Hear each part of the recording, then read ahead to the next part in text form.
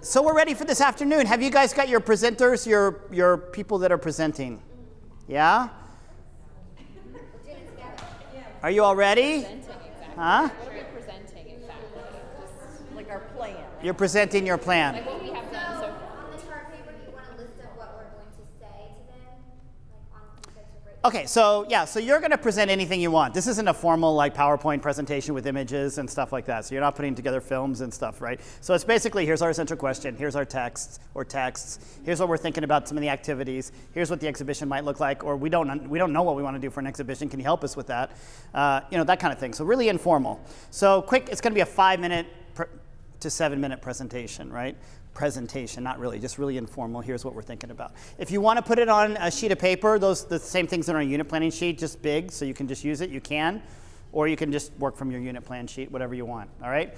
So we're going to take like half an hour to put that together. So this is the protocol we're going to use. You have it in your packet too. Anybody know where Raining Ideas comes from?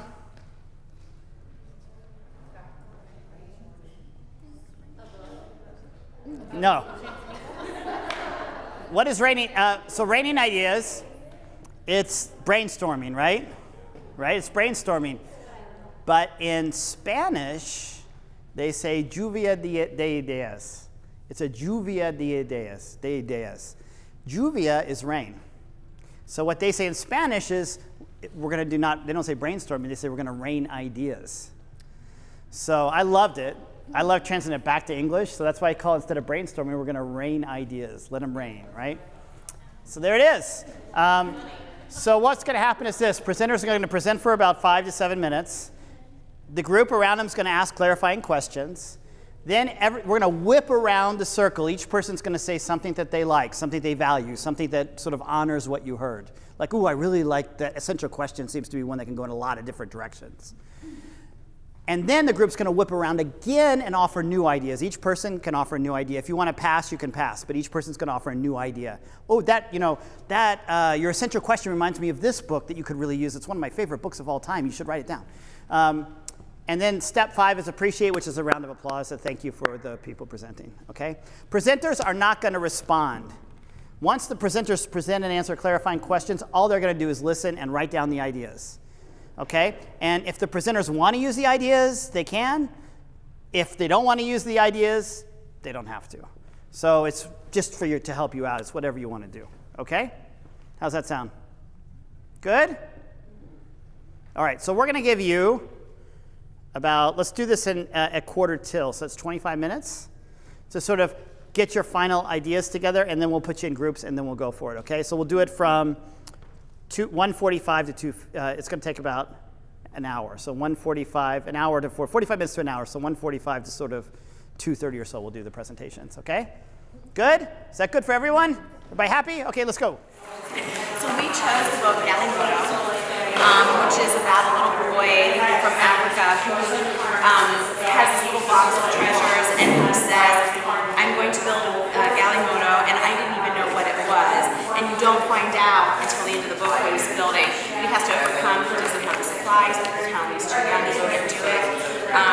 So our essential question is, how can you get what you want or need without money? We went with what's the model? We didn't do this one. We did this one. So number 1, we did step building, our community building. We decided we would do tossing a beanbag with the whole group, and they would just have to say one thing that they wanted, and then when they had their turn for their handout, so that we made sure everybody got to say one thing that they wanted. Because at this kindergarten, they don't understand it, and what they wanted. We're going to start with just what is something that you would want. It could be anything. And then we also would do, this is not a wire, because one of the things that he does in the story is trying to collect wire to build what he wants. So we would show them different, because some of them may not know what a wire is, or so we would have pieces of wire, and then we decided to make a change from this is not a stick, but we give them this is not a wire. They would actually have a tangent thing, and they would ask us what could you do with this wire. Then for step number 2, for entering the text, we did vocabulary movement. We picked out a lot of words that you might have difficulty we pared that down to only 5 words to make it manageable, but we would have the whole class emojis for the words. And we chose wire, cleverness, resource, scraps, writing. And step number 3, comprehending the text. We would do a room full of professors after we read the story, and we would assign each group to draw pictures because and depending on where we were in the year, they may or may not be able to do any writing. So we would say, like, everyone at table 1, you're going to draw a picture of the character. Everyone at table 2, you're drawing a picture of the setting. One table would do a problem, and another would do the solution to the problem. And then when they were finished, they would have to share verbally, since they would have difficulty writing. And we also, Robin found this book online for Reading Rainbow. There's actually a video on Galimotos and what they are and different examples of them, so we can also share that. Okay. So for creating text, we said our initial idea was that we would have the students bring something their parents might be recycling from home. But with some of our home situations, that could be a little tricky. So we mentioned a week or 2 before we started the unit, we would put a box over by the trash can. And instead of students deciding like, oh, I have this scrap paper, I'm going to throw it in the trash can, they could think, I could reuse this. And they could put it in the bin because we get they find paper clips on the floor, tacks, Pieces of string. little pieces of string, Yes, staples. breakfast trash, like little cartons of milk and things like that. We can rinse them out and reuse them for the project. And I lost this. We also said that we would have a motion for wire when we were reading the text aloud for the first time. Every time there was wire, we would practice that vocabulary word since it was a crucial point in the text. For their project, they would draw a toy that they would make out of the scraps, and we would divvy them up and put them on the different tables so they could actually see some recyclables and brainstorm what they could use each piece for. And then they would, depending on where they are in the year, they would either label their picture using sounds of phonemic awareness, or they could possibly write a sentence about their toy. For the Site 5 rehearsing revising test, they would draw their final design on like a nice piece of white cardstock or construction paper, and they would use multiple mediums to color their design, like crayons, colored pencils, markers, pencils, and pens. Markers and pens for kindergarten. It's like the equivalent of things. And then on a small piece of colored cardstock to make it pop, they would rewrite their sentence and focus on that capital, spaces, and period. For step 6, performing text, we would pair and share them with a partner. So each child was sharing their creation with somebody, and then we would put them all on a cordell, and then that would tie into our reflection where we would do wows and wonders since they can, right? Where if they wanted to share what was on the cordell, or someone had a wow or a wonder about it, they could present in front of the class, and then you have your students version more on the shy side. They don't feel that pressure.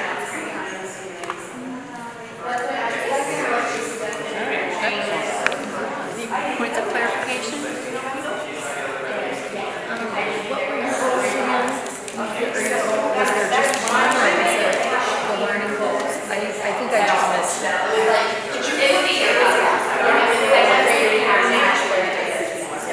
Oh, okay. So the overall goals was okay.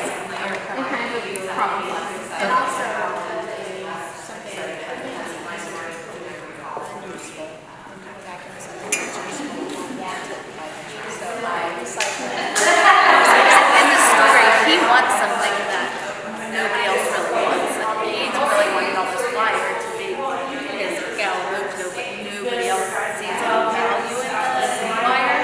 So everywhere he's going, he's kind of using things that he has in his treasure box that other people found valuable and trading it for me. So he reversed. He went to the store and asked them if they had any wires on their boxes because they were just going to throw them away. And traded a friend a knife for. He talked to the knife for the wire and he talked to his friend's sister and she was trying to catch ants and use a wire and he showed her how to do it with a stick and then he swapped her. So She's like he did steal it. But then when they saw it was just wire, they were like, oh, okay, no one was going to use it. So he pulled the wires off. Can I ask two clarifying questions? What is a gallium nitride at the end? Like a, It's any wire way that, So that's what the new toy came from. that's what he made. The idea that you guys came up with for your students to make a new toy. Because he made a toy. Gotcha. He decided that's what he wanted. how they don't know what So as we read the story, they can read some of the clues. Like he wants wire, he wants to bend this into a wheel, so they can maybe try and guess that. Predictions. Which is why we wouldn't tell them ahead of time. Oh yeah, like you said, you didn't even know. I didn't know. Right. Until I got to the end. I'm like, who's this child? Yeah. We need to move on to value.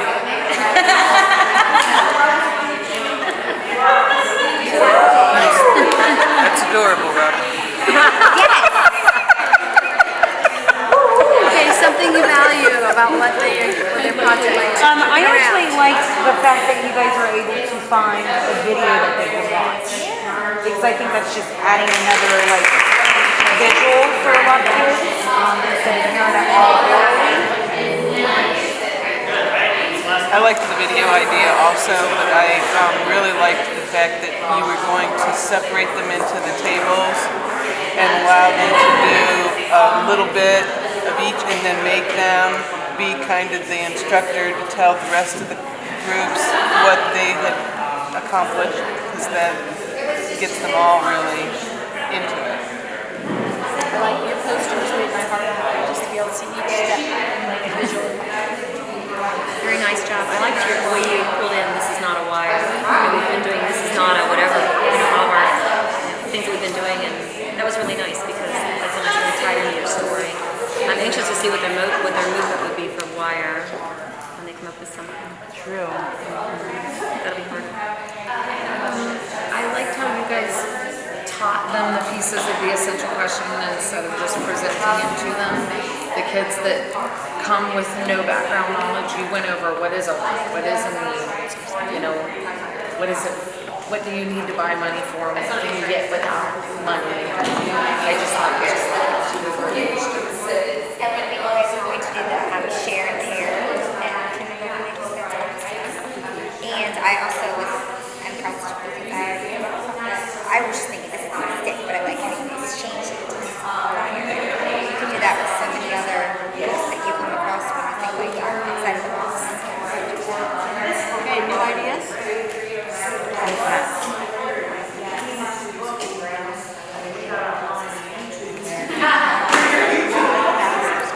I don't know if you mentioned the recycling aspect of it, but I love that idea. We do a recycling program, and that's a nice way, recycling club, and that's a nice way to get kids thinking about it.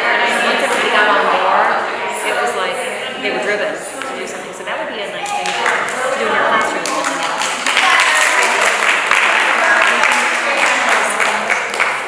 You guys are going to have them create a toy, drawing it, right? What about if they were able to use like blocks or sticks or popsicle sticks or things too, if they wanted to, even at an inside recess. Oh, okay.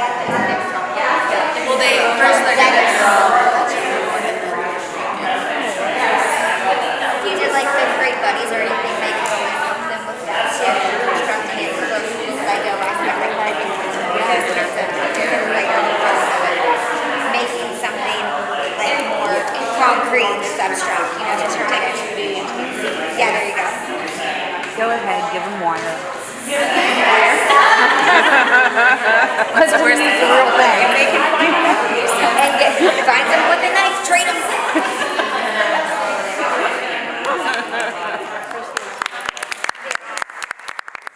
We chose this magnificent thing by Ashley Spires. Has anybody read this one before? Okay, so I'm going to read, or please tell you. There's a darling, sweet little girl, and she's our main character, and she has a magnificent idea, and she's wanting to try to put her idea into action. That's a good idea. And where it says the perfectionist, she has. Oh, I see what you mean. For all the little perfectionists. perfectionists of the world. So Megan at our middle school also teaches students who are gifted and talented. So we knew that this was something right here that was going to let us to differentiate. I'm an intervention specialist and there's a lot of students on the spectrum. So I was trying to focus on ways that I knew I could differentiate with this. Just to go back on this information, I'll just read this. One day, a little girl has a wonderful idea with the help of her canine assistant. She's going to make the most magnificent thing. She knows just how it will work. She knows just how it will work. Easy peasy. But making the most magnificent thing turns out to be harder than she thinks. She measures, hammers, fastens and adjusts again and again, but the thing just keeps turning out wrong. If only the thing would just work. She gets extremely frustrated. A clever, honest, and funny portrayal of an experience we can all relate to. It's a tale that talks about the most magnificent thing, which is perspective. So we wanted to use that in our essential question. What we ended up coming with for our essential question was on the board in the green. It says, why are facing obstacles important in life? We had a lot of ideas as we finally kind of chose them. So we followed, starting with the building community. We thought about the different activities that he had listed that we would incorporate first. We wanted to do this is not a step to start getting more creative, because a lot of this is about perspective taking, along with the toe, elbow, high five, trying to work with a partner. She didn't end up working with anybody collaborating with the book necessarily. It was more of a struggle within herself, but we were probably going to have times in our classroom to have the kids work together. We were focusing on frustration, perspective, creativity, and adaptation. And we wanted to do one thing before we ended up reading the book. We thought of the word fail. And if you wrote the word fail out, or if you're imagining it in your head, even if you say fail, you almost say it in negative connotation, like anger, frustration, reds, and colors. We wanted them to write that out. They could either do it independently, all on their own, or the teacher could be doing it on an anchor chart kind of thing. And then what types of other words or emotions would you surround? That comes back in at the end of our lesson for something to reflect on. Then we move on to the entering text. We talked about, and that's you. We ended up saying, sorry. Okay, so for entering text, the first thing that kind of came to my mind with this book was the instant sculpture. Because in this book, the little girl gets very mad and frustrated several times, and there's scenes in the book where her face is just turning red and she's just visually mad.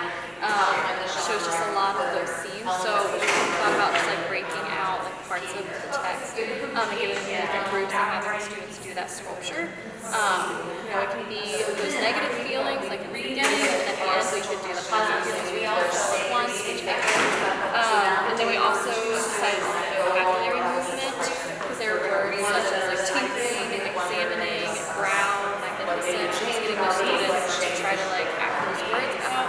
That would be a good idea, just so we can start reading. And then in comprehending, see, think, wonder was kind of the activity that came to mind first, because just like the book that we read yesterday, there's lots of like trickety inventions that this girl's making that have lots of like gears and gadgets on them. So we're going to display a couple of those for a school group or a small group. We're just letting the kids see like what we see on this image. They're very kind of detailed and they're very just different. They're not like your normal invention that you would say.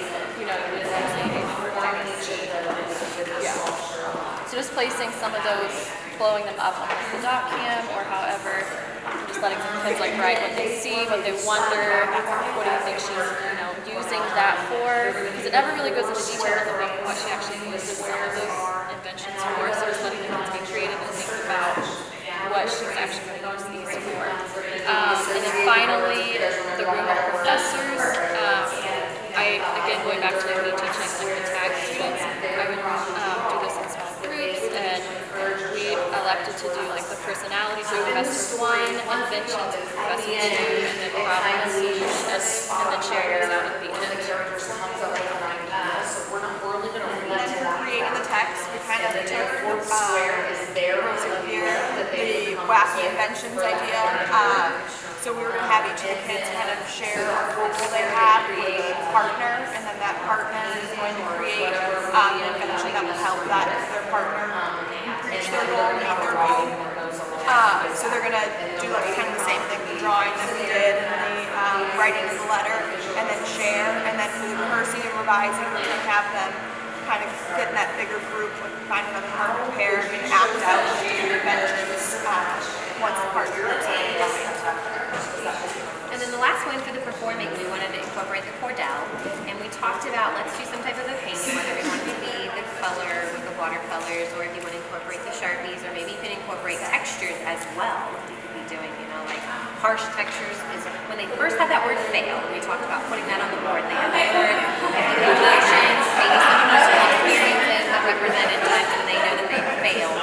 We kind of want to twist and put a positive connotation because at the end of the book, she ends up realizing that even though each of her own inventions that she originally made, they ended up working for other people because she had to take a walk, calm down, and she realized by looking at all these, they may not just work for her, but they were working for some other people. And you see, if I could just turn this page with my sausage fingers, that these people are like, oh, this would work for me, or this one works for me, and she kind of starts to change her perspective on this entire failure and comes out with what she wanted, which is just this adorable little corny puppy carrier thing.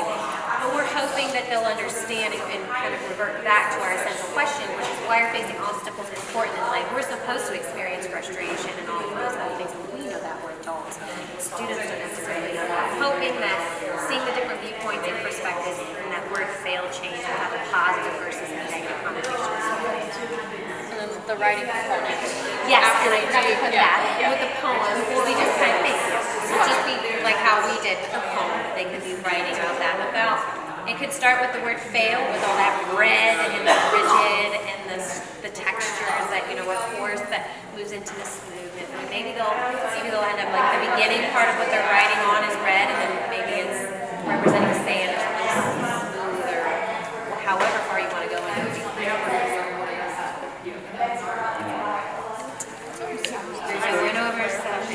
Yeah, but let's go ahead and move on to the clarifying portion of our discussion, and I guess I'll go ahead and move around the room. Let's start real quick. What grade band do you think we would use this with? We teach between all of us 4 and 5. So particularly we thought of character ed because at Warren we actually have twice a month a character ed program that we teach for 1 hour. So this just immediately when I saw this lesson, theme of the book, I instantly thought character ed. I don't know if this is the book that I want to implement in my classroom, maybe the first few weeks of school, just getting them to learn stamina and working hard. But I don't know if I would teach skills. I don't know. You could if you wanted. I do 7th and 8th currently. And I did a lot with Britt and Angela Duckworth, who talks a lot about that and perseverance, and that's kind of geared towards a little bit more of your older crowd. So you could use this book, which is very simple, which is nice, so it's not difficult to understand, but then you could show and incorporate some of those other pieces and resources and focus on Britt and what that means for your students. I agree with her. Would you be able to do this within a class period, or would you have to extend beyond? Yeah, I don't think it was done in the class period. Multiple. That's the only way it would probably be purposeful, because you want them to leave the classroom and really be thinking about it, and hopefully you can incorporate, your X's and O's are, and then they can be bringing some back to you with whatever piece you're. I don't think they're going to see that change and fail from it being red and rugged and just rough to the positive and smooth and just happy. I don't think they're going to see that transition immediately. I think it depends on how much time. With your hour, I think you could do it in 2. Yeah, I think I could probably do this into 2 sessions over a month. But you could totally adapt it to what works for you. Okay. And you could do it over, it's making me think of, I missed the first day, so I apologize, but how we did the 4 steps, you could do every grading period. You could tell the kids, you're going to have your own progress monitoring, and maybe what's a failure you had in the first grading period, and how we're going to work towards that success in the 4th grading period. So you can even make it a motto in your classroom or something that you come back to at the end of the year, or how much you've done, all the frustration you felt throughout the year. I'm gonna pass because you guys got one.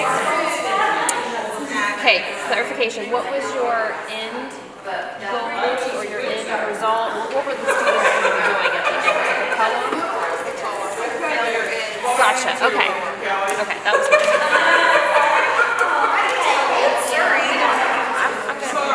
Another writing piece that we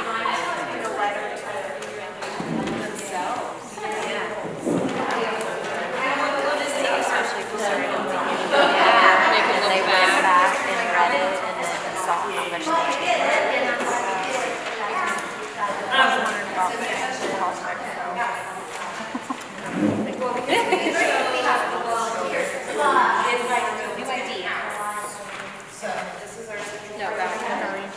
Now we move on to value.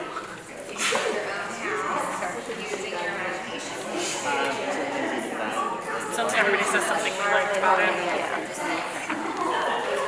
I personally like it. We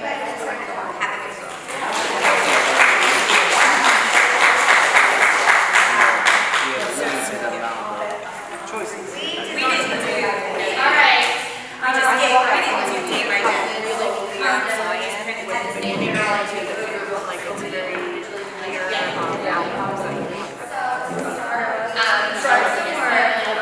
I like the facing obstacles part. Even at the young age, they have to learn how to deal with issues and how to get along and that type of thing. So I thought it was really real world. I like the way it tied into the characterization of things that kids should know and understand. And sometimes I think they're a little hesitant on some of their ideas or feelings because they don't think it's normal. Kind of tying in with what Lisa said, I really like your essential question. It just kind of grabs you and makes you think, and then of course after you read the book, it really makes you think even more. Your ideas about doing the art with the word fail and then like your texture ideas and gradually smoothing it out. I like incorporating the character again. What's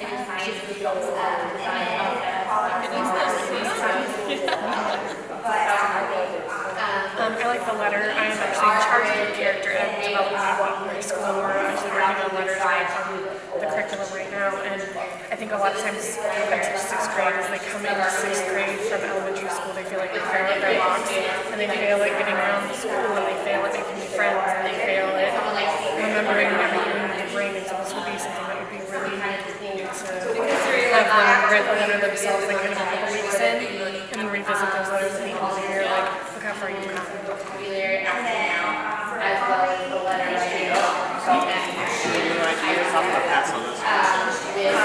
I just think you can really add some like STEM projects with the fact that she's just building a giant center there, so that'd be really easy to do. And then maybe how you said you were going to do a fail chart. I think it'd be cool to do at the end or the middle of succeed, and then tie that back into your failure one just to see how you have to have some failures in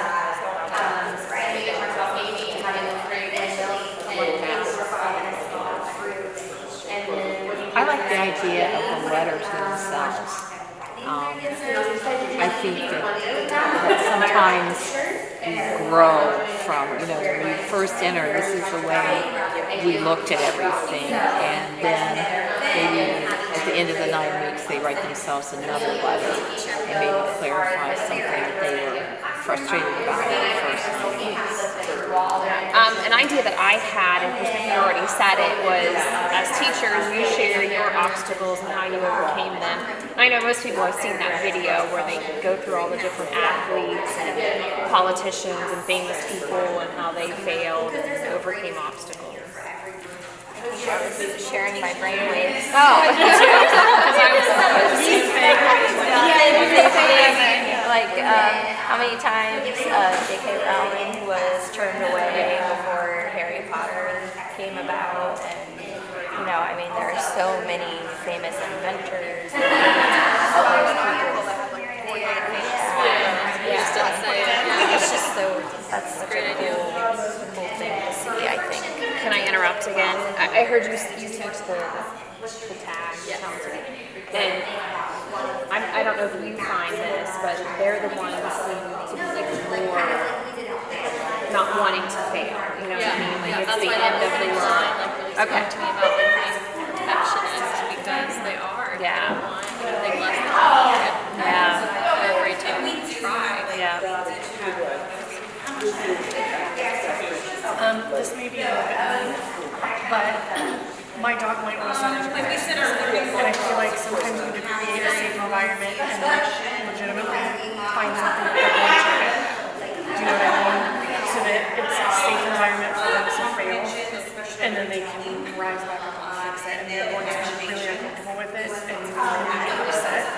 But eventually, I think you need to learn at a young age that it is okay to fail, and it's something that she struggles with if she doesn't get something exactly right. So I think that this would be a really good lesson to almost intentionally have them fail and give them a project that you're like, okay, you can do this, and nobody did it. It's okay. Can I add on that? And then somehow add a component that for the parents, it's okay for the child to not have just 100% on everything. Because sometimes I think there are a lot of the problem, you know. Oh yeah, it's a good point.